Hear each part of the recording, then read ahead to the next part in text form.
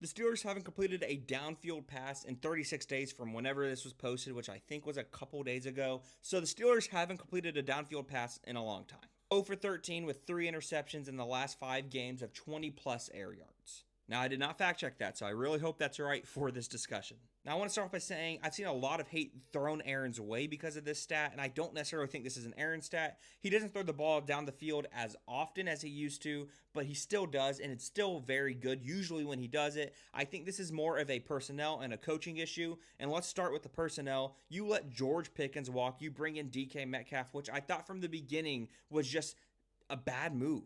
I thought it was ridiculous to think that DK Metcalf and Aaron Rodgers would get on the same page because they aren't each other's type of player.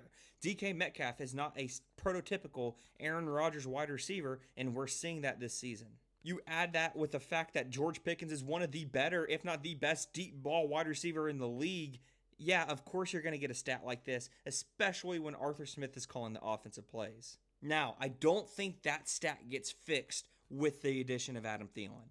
But I do think this passing game takes a big step forward with the addition of Adam Thielen. And you might say he's washed, and maybe he is. And obviously, if he is, I'm completely wrong about that. I'm not for certain that he is, though. I truly think that Aaron's going to bring a lot more out of Adam Thielen than we saw in Minnesota this year for sure, and maybe even than what we saw in Carolina last year, and he actually played pretty decent there.